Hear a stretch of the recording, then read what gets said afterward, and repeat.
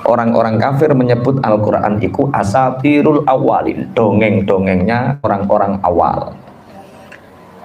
Padahal Al-Quran itu memuat ambaul awalina, cerita-cerita orang-orang awal, dan kabar wa khobarul akhirin, dan khobarnya orang-orang akhir. Jadi yang sudah lewat juga diceritakan Al-Quran, yang belum terjadi juga disebutkan Al-Quran. Cerita Nabi Yusuf, kisah Nabi Yusuf ini adalah kisah yang tidak ada orang yang mengetahuinya, perkara yang sangat samar zaman Rasulullah. Dan aku wahyukan kepadamu wahai Muhammad. Yang menentang Rasulullah di Madinah itu adalah orang-orang Bani Israel. Otomatis Bani Israel ini sangat tahu persis tentang kisah Nabi Yusuf. Sedangkan Rasulullah al-ummi, Rasulullah tidak pernah belajar, tidak pernah bisa baca tulis. Ini menunjukkan bahwa betapa detailnya Rasulullah melalui wahyu ini menceritakan tentang Nabi Yusuf dan saudara-saudaranya, itu sebuah mukjizat. Dzalika min amba'il ghaibi nuhihi ilaik. Wa ma kunta ladaihim id ajma'u amrahum wa hum yamkurun. Id ajma'u wa hum yamkurun, ketika mereka merencanakan penipuan terhadap Yusuf itu. Tapi di sini detail. Ini menunjukkan bahwa Al-Quran ini bukan min inti Rasulillah. Al-Quran ini bukan karangan Rasulullah, tapi Al-Quran ini betul-betul mukjizat, betul-betul wahyu dari Allah Subhanahu wa ta'ala. Karena Al-Quran itu memuat satu, kisah. Dua, menceritakan alam akhirat, alam kegaiban. Gaib ini jangan diartikan khodam, gaib ini jangan diartikan sulap, gaib ini jangan diartikan sesuatu yang tidak terlihat saja. Gaib itu kita artikan surga, neraka, hisab, mahsyar. Paham ya? Nah, yang ketiga memuat hukum-hukum syariat. Yang keempat memuat tentang hukum-hukum kisah-kisah para nabi. Yang kelima, pertama dia mengapa? Kisah para nabi rasul. Yang kedua kegaiban. Yang keempat hukum-hukum syariat. Yang keempat itu kabar gembira dan kabar mengerikan, kabar gembira untuk orang mukmin, kabar menakutkan untuk orang-orang kafir. Itu Al-Quran. Ini menunjukkan bahwa memang itulah Al-Quran. Betapa ini mukjizat karena Rasulullah tidak mendapatkan cerita ini dari manusia, tapi mendapatkan cerita ini melalui wahyu dari Allah Subhanahu wa ta'ala. Asbabun nuzulnya ayat ini, surat Yusuf ini, yaitu ketika Rasulullah Shallallahu Alaihi Wasallam ditanya oleh orang-orang Yahudi tentang Nabi Yusuf. Muhammad, engkau selalu menceritakan tentang Nabi, engkau menceritakan tentang Rasul-Rasul sebelummu. Terus, apakah engkau tahu bagaimana kisahnya Nabi Yusuf? Karena orang-orang Yahudi di Madinah saat itu mesti tahu detail tentang ceritanya Nabi Yusuf. Akhirnya turun surat Yusuf ini, kemudian orang-orang Yahudi itu mengatakan bahwa apa yang diceritakan Muhammad itu sama persis dengan apa yang disebutkan di dalam kitab Taurat. Itu sama persis yang disebutkan di dalam kitab Taurat. Wa ma aktsarun nasi walau harasta bimu'minin. Lumrahe wong, orang itu kalau permintaannya dipenuhi, misal kalau kamu mau melakukan ini, aku percaya padamu. Lumrahnya kalau permintaannya dipenuhi, percaya tidak? Percaya. Orang-orang kafir itu menuntut Rasulullah untuk menceritakan kisah Nabi Yusuf. Tapi dengan harapan menceritakan ini, Rasulullah punya harapan mereka beriman setelah mendengar kisah itu. Tapi wa ma aktsarun nasi walau harasta bimu'minin. Engkau mengharapkan keimanan mereka orang-orang kafir wahai Muhammad, tapi kebanyakan dari mereka justru i'tirad, justru berpaling dan tidak mau beriman. Makanya kalau orang nuntut wis, jadi kalau ada syarat wis to umpomo kiai kae ngene aku percaya, mbok turuti. Ya ora percaya. Kowe tak pek mantu cung, tapi syaratnya sawahmu 10 geduk dhisik, dadi tuan tanah dhisik, engko tak pek mantu. Dituruti, punya tanah luas, ya tetep umpama dituruti ya kepeksa. Hatinya sebenarnya tidak menginginkan. Mulane wa ma aktsarun nasi walau harasta bimu'minin. Setelah mendengar kisah tentang Yusuf ini, tentang Nabi Yusuf ini, ternyata orang-orang kafir justru tidak mau beriman. Wa ma tas'aluhum alaihi min ajr. Kamu Muhammad menyampaikan Al-Quran ini tidak meminta upah. Ayat ini tidak hanya turun kepada orang-orang kafir, ayat ini juga turun kepada kita. Kalau dakwah ya jangan minta upah. Kalau ngajar ngaji ya jangan minta upah. Kalau ngajar sekolah juga jangan minta upah. Tapi minta gaji. Enggak, sebenarnya kita riskan nggih. Kemarin sempat ada yang bertanya, Pak Yai, apa benar seorang guru menerima hadiah dari wali murid itu hukumnya suap? Hadiah itu kalau zaman Rasulullah disabdakan, salinglah memberi hadiah maka kalian akan saling mencintai. Kalau dalam kitab taklim karangnya Imam Ibrahim Az-Zarnuji itu dikatakan bahwa selayaknya orang tua sering memberi hadiah kepada guru dari anaknya agar anaknya mendapatkan keberkahan ilmu. Lah, tahu-tahu sekarang hadiah dari orang tua wali santri kepada guru dikatakan riswah dengan alasan membeda-bedakan. Sesuatu yang menjadikan haram itu namanya al-mani, sesuatu yang menjadikan haram, penyebab keharaman itu dibedakan. Bagaimana mungkin guru ngaji itu membedakan? Wong guru ngaji ora tahu digaji. Nah, bagaimana kalau Pak Pra digaji bulanan dapat hadiah dari murid? Kalau memang hadiah itu menjadikan Pak Pra lebih condong dan itu urusan hati Pak Pra. Tapi jangan langsung dikebiah uyah, langsung riswah. Ini tidak bisa seperti itu. Nah, bagaimana agar tidak terjadi riswah? Ya cara penilaian, cara sikap, cara apapun tidak berubah dalam konteks menerima hadiah atau tidak. Nah, ini jenenge ngukumi awake dinggo ngukumi wong kabeh. Berhubung dhek bertikai hadiah nek biji pantangin 6 dadi 9, terus guru-guru dianggap menerima hadiah dihukumi haram. Ya jangan seperti itu. Orang itu harus likulin hukmu, dihukumi sesuai porsinya masing-masing. Jangan sampai dikebiah uyah. Jangan sampai dikebiah uyah. Kita sering mendengar cerita bahwa Mbah Yai Hasyim Muzadi almarhum dulu, bapaknya orang biasa. Kenapa bapaknya menjadi ulama besar, anaknya menjadi ulama besar? Karena bapaknya sering ngirimi guru ngajinya, kiainya. Pulau sering diceritani Mbah Yai Sahlan Kuris. Beliau seperti itu karena bapaknya itu suweneng karo Mbah Yai Soleh. Panen telo dikai telo, panen menyok digawani menyok, panen. Lah yo ono wali santri lagi luman wis diarani haram. Medit kabeh suwe-suwe.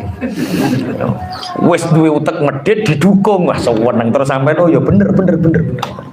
Wis duwe utek medit terus didukung. Masyaallah. Wa ma tas'aluhum alaihi min ajr. Kamu Muhammad menyampaikan ayat Al-Qur'an ini tidak untuk upah.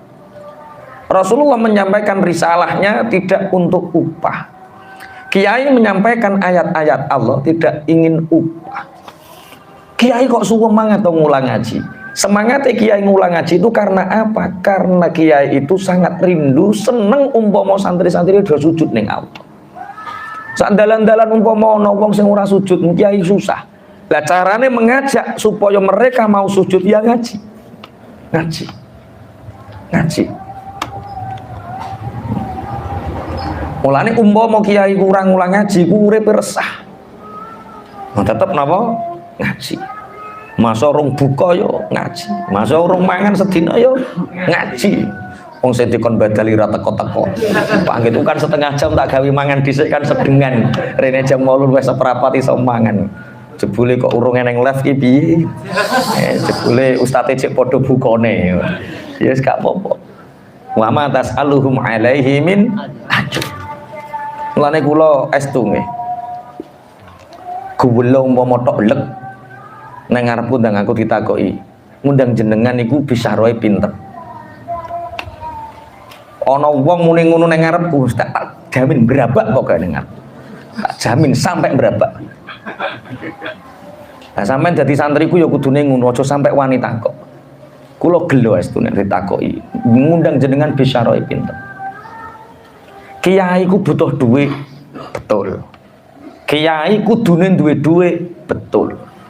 Tapi kiai seneng duit, salah. Kiai bojak seneng duit, salah.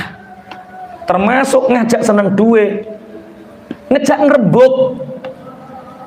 Kiai dijak jenengan bicara pinten. Nah nek Covid nek Jawa yo penak, langkung kathah langkung sae. Ora uteke Covid to. Langkung kathah langkung sae lah yo ben nalar ngono lho. Iya, lah nek Covid ya oke-oke bae. Karena apa? Wong nek wis kadung ngucap iku seneng. Pak Hadi seneng karo Siti, sing diucapno ya Siti terus. Pak Hadi seneng duit, sing diucapno duit, tapi ojo ajak-ajak kiai seneng duit. Kiai dijak ngrebuk bisa, ojak ngrebuk piro. Covid sing bendino karo aku ya ora ngerti oleh piro.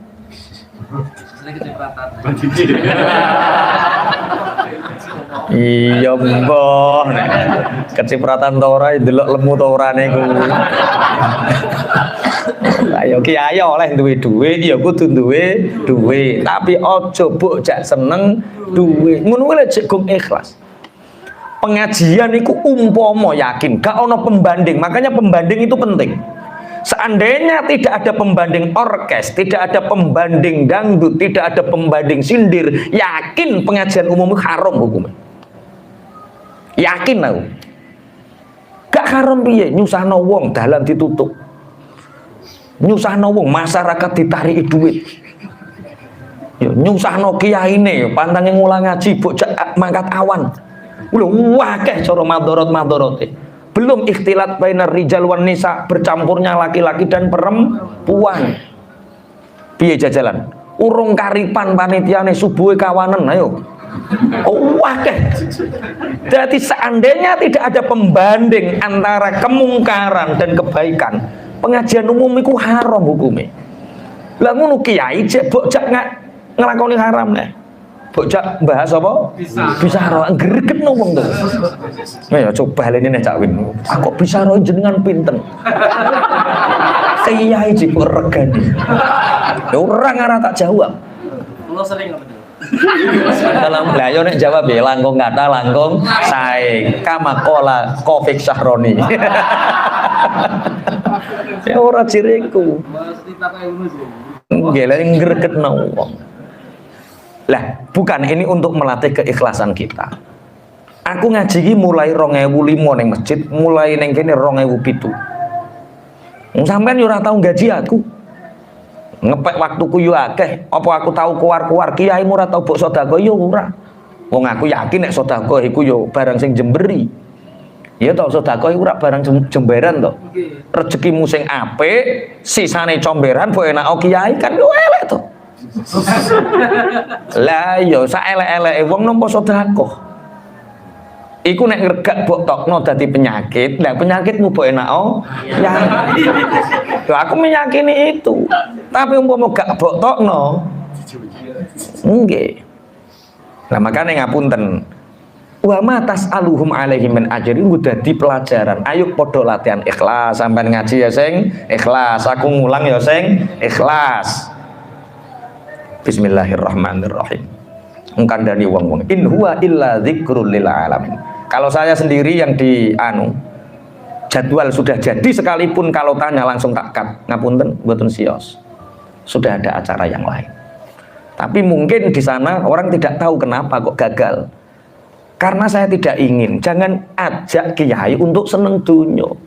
Sing wis mlaku ngene ya wis, ojo jak seneng dunyo gara-gara utek ngono akhirnya kiai kan saiki padha ngedrel ngono kuwi. Lah nek gelem ya 10 to. Nek gelem ya 15 to. Sing salah sapa? Padha salahe. Umat ya salah karena mendikte kiyaine supaya seneng duit.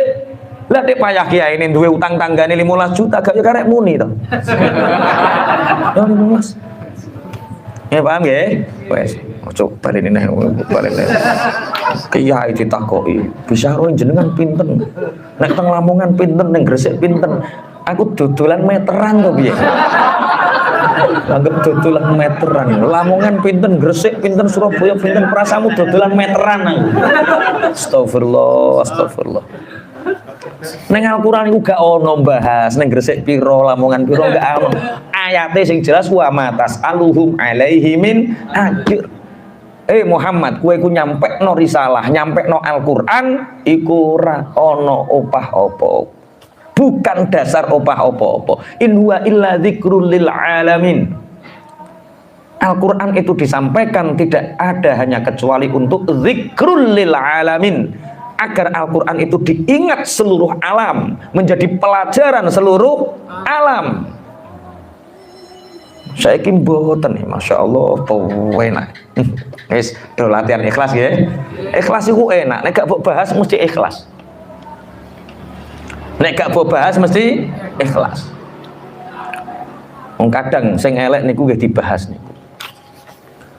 Umpama ulama-ulama, kiai-kiai pondok, guru-guru pondok gak ikhlas, ya mboten cucuk, Pak. Mboten cucuk anake sampean bayare pinten. Anake sampean iku mbayar iku 360.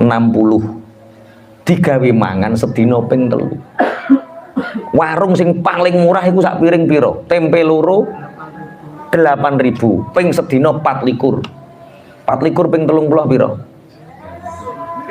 Yo, gak cucuk ta? Gak cucuk.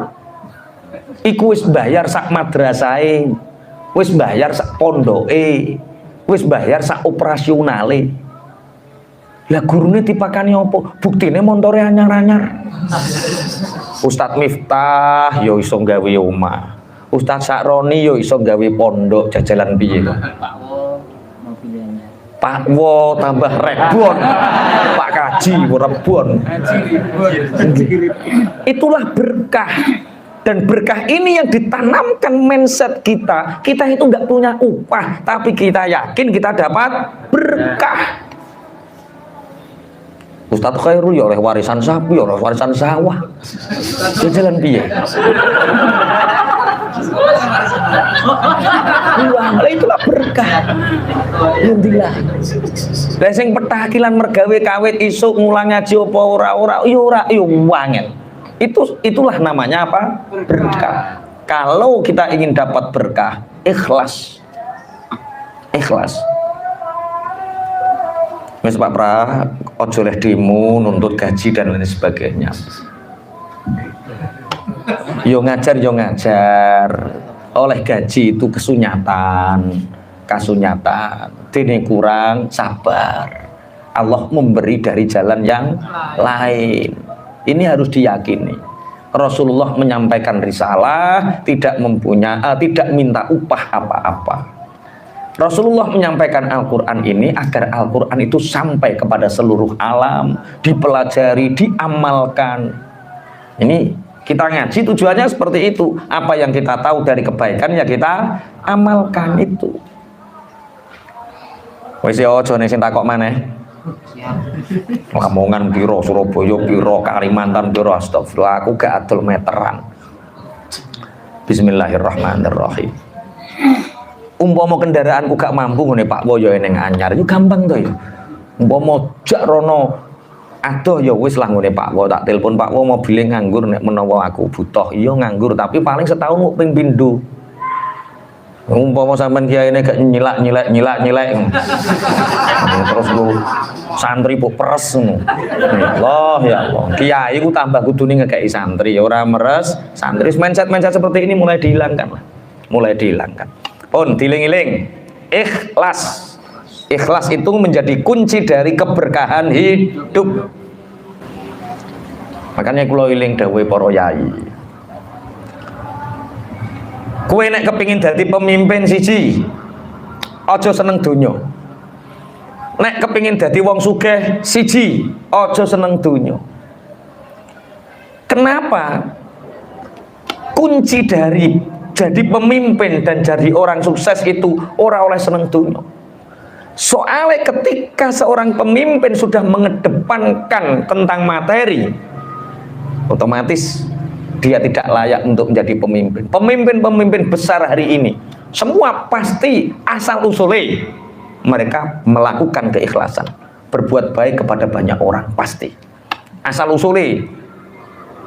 Dene kok neng tengah dalan rodok seneng lah, iku wis anu. Padha karo neng fikih ada maksiat fis safar, ada maksiat bis safar. Ada maksiat memang diniati dari rumah. Misalkan kita mau melakukan perjalanan ke Jakarta, nanti saya mau ketemu pacar, nanti saya mau berzina dan sebagainya lah, itu maksiat bis safar. Saya berniat maksiat, itu tidak boleh kosor, tidak boleh jamak, karena sudah punya niat maksiat. Tapi ada maksiat fis safar. Dia tidak ingin bermaksiat ke Jakarta, ingin silaturahim, tapi di perjalanan, di kereta, dadak iku lungguan, jejer. Ora yo dilanglangi koncone tapi jejerane kene. Ngono yo jek iso melangkah yo jek iso kenalan. Akhirnya terus pacaran. Wis ulang-ulangannya mulai nyetrum. Lah, ini namanya maksiat fis safar. Lah kalau maksiat fis safar boleh jamak qasar karena apa? Dia tidak punya keinginan sebelumnya untuk maksiat. Begitu juga pemimpin hari ini. Wong sing sugih iku gak ana sing medhit asal usule. Wong sing kedunyan asal usule iku. Wong lagi duwe anak buah medhit, anak buah ora ngerah betah. Lagi ngelamar kerja minta gaji berapa? Kerjaan ringan gaji besar, Pak. Sopo sing gelem nampa? Wong lagi interview minta gaji berapa? Pekerjaan ringan gaji besar. Wong kedunyan kan. Jadi pertama untuk jadi pemimpin besar harus punya ikhlas, tidak seneng dunya. Nek kepingin jadi wong sing sukses, siji ojo seneng dunya. Nomor loro ojo kecantol rondo. Iku syarat. Maksudnya kecantol rondo iki ora nikah, nek dinikah ya ora apa-apa. Artinya jangan mudah tertipu oleh perempuan. Oh ya sehari ngaji. Ya Allah, orang madhep rono aku ya. Apa sehari syaratnya nomor siji? Suka dunia. Jangan suka dunia. Nomor loro? Lo lali deh. Lali, modelnya awat lali deh. Ya Allah. Rasulullah diperintahkan ikhlas oleh Allah bahwa bukti kebenaranmu Muhammad. Mereka meminta kisah Nabi Yusuf, kamu dapat wahyu tentang kisah Nabi Yusuf. Kamu menginginkan mereka beriman, tapi mereka berpaling. Jangan takut tentang berpalingnya orang kafir dari kebenaran yang engkau sampaikan. Kamu menyampaikan Al-Quran bukan karena meminta upah. Kamu ikhlas hanya ingin Al-Quran itu zikrul lil alamin, diingat seluruh alam ini. Wa ka'ayyim min ayatin fis samawati wal ardi yamurruna 'alaiha wa hum anha mu'ridun. Betapa banyak ayat-ayat yang ada di langit dan ayat yang ada di bumi yang mereka berjalan di atasnya tetapi mereka tetap berpaling. Jadi sebenarnya untuk mempercayai keimanan kepada Allah itu tidak butuh ayat nakal, ayat sing berupa nas. Cukup melihat ayat kauniyah yang kita lihat, yang ada di langit dan di bumi, itu sudah cukup untuk menunjukkan keimanan kita kepada Allah. Sebelum Islam masuk di tanah Jawa, orang-orang Jawa sudah percaya adanya Tuhan. Nek nyebut Sah Yang Widi. Karena untuk mempercayai adanya ilah, adanya Tuhan, itu tidak butuh nas. Kita melihat alam, melihat langit, melihat bumi, melihat semua yang ada ini menunjukkan bahwa bumi dunia ini dalam tatanane Tuhan. Kemudian disempurnakan dengan ayat nakliyah, ayat nas. Jadi ayat itu ada ayat kauniyah yang kita lihat, yang kita rasakan, itu namanya ayat kauniyah. Lihat semut, lah ayo semut kok kaya ngono ya iso urip. Iku pabrik endi sing gawe? Jantunge sak pira, paru-parune sak pira. Semut di situ juga punya virus penyakit. Lah penyakite semut iku sak pira cilike. Makanya cara kitab Taklimul Muta'alim kok ana bocah lalinan, dikongkon ngapalke lalinan, itu beberapa faktor. Di antaranya siji keserengin maca kuburan patok. Patok kuburan niku ana jenenge, anakmu bocah ning kuburan maca dedel teke. Tapi terus aja mbok tutupi aja. Dikandani, nak, kalau ada tulisan di patok kubur jangan dibaca. Jangan dibatin, itu menyebabkan lemahnya akal, gampang lalinan. Nek maksiat wis mesti. Terus memakan hewan-hewan kecil yang ada di tumbuhan. Aku takok guru jenenge amoeba. Putih-putih mimik balai ngono ki lho. Neng kacang, neng kangkung, neng tewel, neng ngono kuwi. Itu ikut kemakan, itu menyebabkan mudah lupa. Ngamen kok gampang lalinan, kakan mangan mimik. Kakan mangan mimik. Oh, lah yo ganyangi kacang mentahan. Lah yo mimik iku sak pira ya Allah. Kalau kita lihat mimik iku umpama gak iman iku lucu. Mimik itu ada matanya, ada dubul kuburnya. Dubure ono, kubule ono. Hidungnya, matanya, belum jantungnya, paru-parunya loh. Mereka bernafas loh. Alah sampean kok gawe mimik, gawe patung ra dunung. Jajal sesuk lomba gawe patung patung semut. Lah yo nek kok sabun nek apa jajal gedene yo sak semut. Lah yo gawe replikane lo gak mampu. Masya Allah. Kalau kita lihat, kita tarik nih. Kita di sini langsung kita ke atas, semakin ke atas, lihat dari drone, ya Allah, betapa kita kecil sekali. Apalagi ketika kita naik pesawat, lihat dunia ini kecil sekali. Kita dilihat dari pesawat itu tidak lebih besar daripada semut. Itu menunjukkan betul kita itu sangat kecil. Makanya wa ka'ayyin min ayatin fis samawati wal ardi yamurruna 'alaiha. Orang-orang kafir Mekah itu sudah berjalan di atas bumi ini. Mereka melihat ayat-ayat kauniyah. Tapi mereka tetap tidak beriman karena saking atose ati. Makanya cara Ibnu Athaillah Sakandari ngendikan, ketika kita melihat benda, di situ Allah berada. Ketika kita melihat sesuatu, di situ kita melihat Allah. Artinya apa yang ada di dunia ini tidak lepas dari penciptaannya Gusti Allah. Delok ijon-ijon kok seneng, Masya Allah. Malah enten tiyang ketika membaca ayat yusabbihu lillahi ma fis samawati wa ma fil ardh.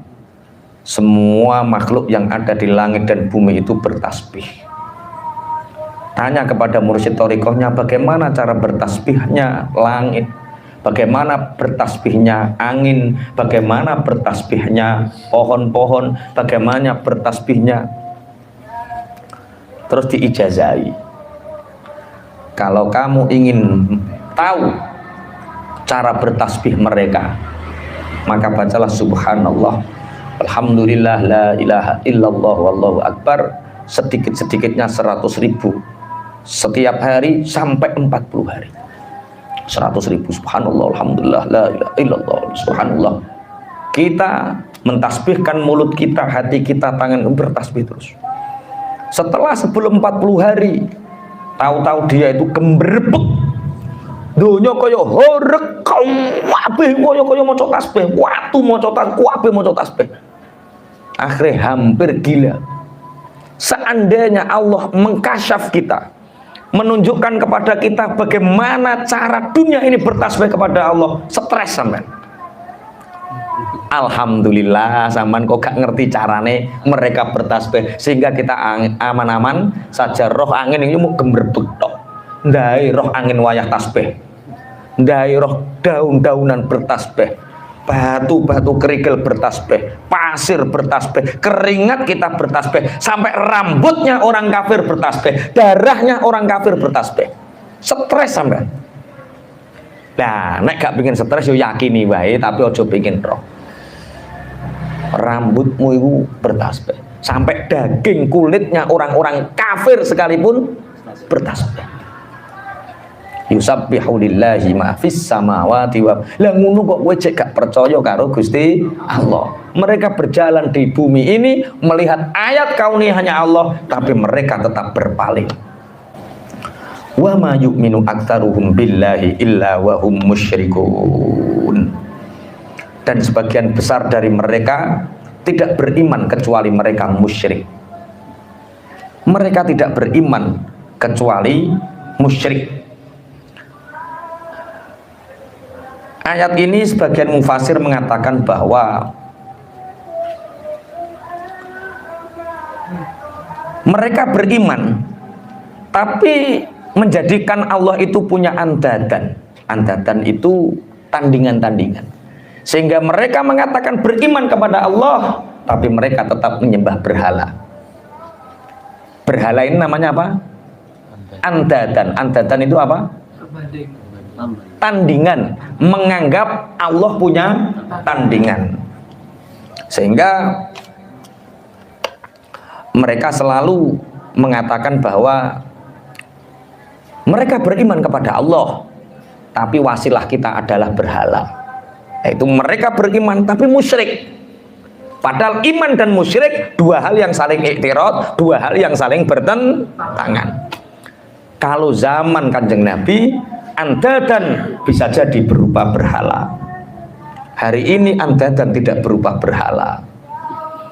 Ada orang menyembah agamanya, ada orang menyembah jabatannya, kekuasaannya, ada orang menyembah kekuatannya, ada orang menyembah kekayaannya, sehingga kekayaan ini menjadi Tuhan-Tuhan tandingan. Wong ora duwe duit ndang iso urip to piye? Ada yang sering mengatakan seperti itu. Kalau kita nggak punya uang, bagaimana kita bisa hidup?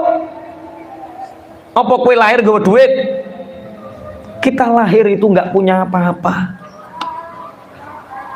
Ternyata kita nggak punya uang yo bisa hidup. Alah seneng kene akeh sing ra duwe duit ya urip kabeh. Iki akeh sing ra duwe duit to. Ya urip to ya. Ya urip ya aman. Iso guyu. Kedame jek pengen wayoh bareng. Ora duwe duit. Ijek pengen wayoh, jek beda babon wae. Lah ya. Umpama wong ra ada orang yang menuhankan kekuasaan, sehingga dengan kekuasaannya dia ingin menjadi Tuhan. Iki tak toto aku, iki tak toto aku, sing dadi iki, sing dadi iki, sing dadi iki, kayak anu ngene. Sehingga dengan kekuasaannya seakan-akan mendeklarasikan dia Tuhan. Andadan. Nah, ayat ini tidak hanya turun kepada orang-orang kafir Mekah, tapi ayat ini turun juga untuk kita, karena ada satu kaidah al-ibratu bi umumil lafzi la bi khususis sabab. Memang ayat ini turunnya untuk kafir Mekah yang menuntut Rasulullah untuk menceritakan kisah Nabi Yusuf, tapi ayat ini umum juga untuk kita, bahwa Al-Quran dibaca untuk zikrul lil alamin. Di samping itu juga jangan pernah menjadikan Allah punya tandingan-tandingan yang lain. Allah harus lebih besar dari kekuasaan kita. Allah lebih besar dari kekayaan kita. Allah lebih besar dari semua apa yang kita lihat. Allah Maha Agung dari semua itu. Jangan pernah menjadikan Allah punya andatan atau tandingan-tandingan. Ini perbedaan Rasulullah Nabi Muhammad dengan nabi-nabi sebelumnya. Afa aminu anta diyahum ghasyatu min adzabillah. Apakah mereka akan beriman, Muhammad? Orang kafir-kafir Mekah itu apakah mereka akan beriman ketika datang kepada mereka azab secara langsung dari Allah? Au ta'tiyahum sa'atu baghtah, atau kiamat tiba-tiba datang kepada mereka wa hum la yash'urun, dan mereka tidak menyadarinya. Ayat ini punya dua ihtimal. Yang pertama, Rasulullah diminta oleh Allah meminta, apakah kamu mengharapkan keimanan mereka? Sedangkan seandainya kiamat datang atau azab langsung datang, mereka juga belum tentu beriman. Ini kalau Nabi zaman terdahulu musnahkan. Rasulullah tidak. Rasulullah tidak meminta itu. Rasulullah meminta kalau tidak bapaknya, anak-anaknya nanti yang akan beriman. Makanya nek ngulang ngaji, harapan kita bapak gak dukung, ya biarkan itu bapaknya, yang penting anak-anaknya. Makanya ngapunten, Abu Jahal duwe anak jenenge Ikrimah. Ikrimah menjadi sahabat pilihan Rasulullah Shallallahu Alaihi Wasallam. Anak Abu Lahab perempuan beriman. Ketika ada salah seorang sahabat ngimami sholat, anak Abu Lahab, putri Abu Lahab sedang berjamaah di situ, menjawab tabbat yada Abi Lahab, didukani karo Kanjeng Nabi. Mbok yo nalar. Yo Abu Lahab didhawuhno Allah tabbat yada Abi Lahab wa tab. Yo nalar ning kono anake sholat. Lah yo misale sapa gitu Taif. Iki Abu Lahab. Misale. Bisa. Iman. Bapak wis mati dilaknati Allah, anake salat. Sing diwaca tabat. Nelongso napa mboten anake? Nelongso, tetep kudu duwe empati. Ditukani karo Kanjeng Nabi. Mbok aja ngono, ning kono ana anake Abu Lahab, gasak wae. Paham nggih maksudnya nggih? Ini ayat ini Masya Allah luar biasa. Nabi-nabi sebelum dahulu dikasih pilihan. Umatmu itu sudah berapa tahun kamu mengajak kepadanya? Sudah sekian tahun, beriman atau tidak? Tidak beriman. Menurutmu musnahkan saja, biarkan yang baik-baik yang hidup musnah. Rasulullah tidak. Kisah andainya Rasulullah seperti Nabi dan Rasul sebelumnya, sampean gak lahir gitu. Alah cindil-cindilmu wis ora ono. Saking rahmate Kanjeng Nabi hari ini, sampai hari ini Allah telah menurunkan rahmatnya. Makanya seandainya kiamat datang sekalipun atau azab datang dari langit sekalipun, mereka tetap tidak beriman. Tapi Kanjeng Nabi dituntun oleh Allah, kul hadhihi sabili ad'u ila Allah. Katakan Muhammad, inilah jalanku mengajak kepada Allah. Hadhihi sabili ad'u ila Allah. Jadi ketika nanti kita dakwah, kita berjuang, ada penentangan, ya inilah jalanku menuju Allah. Anggap rintangan itu sebagai sesuatu yang indah di mata kita, di mata Allah. Tapi kudu bener loh. Undang sing bener tanggamu. Mari kulo jenengan sedaya akikoh ra tau akikoh. Monggo kulo jenengan sedaya Muharram, sedekah Muharram. Diobrak Muharram dhewe ora Muharram. Monggo akikoh iku jenenge jarkoni. Apa iso ngujar ora iso nglakoni. Masyaallah. Jadi Rasulullah lebih memilih menantikan hidayah untuk anak-anaknya. Kalau memang bapaknya tidak wai, tidak mempan, maka anak-anaknya yang diharapkan. Seperti Abu Lahab, anaknya juga beriman. Abu Jahal, Ikrimah juga beriman. Ternyata itu benar. Walaupun mereka ingkar, iktirad, melawan terhadap kebenaran Muhammad. Qul hadhihi sabili ad'u ilallah. Memang inilah jalanku mengajak kepada Allah. Ala basiratin ana wa manittaba'ani. Kami tidak hanya melihat dengan mata, tapi dakwah ilallah ini kami melihat dengan mata batin, aku dan para pengikutku. Mata batin itu artinya apa? Kita dakwah li'ila'i kalimatillah kalau hanya menggunakan akal dan mata zahir, maka pasti kecewa. Tapi kalau melihat dengan mata hati yang jernih, mata batin yang jernih, maka dalam dakwah tidak akan pernah ada kekecewaan. Merti atiku bunga, seneng, wong bareng-bareng ngajak ning gone Gusti Allah, seneng. Makanya kadang-kadang ada pendai uripe susah, pikirannya susah. Itu memang mereka menyangka kebenaran hanya milik dia, tidak menggunakan mata hati, mereka hanya menggunakan akal pikiran mereka. Maka berdakwalah seperti dakwahnya Rasulullah, menggunakan ala basiratin ana wa manit taba'ani. Kami melihat kebenaran tidak hanya dengan akal, tapi dengan mata hati.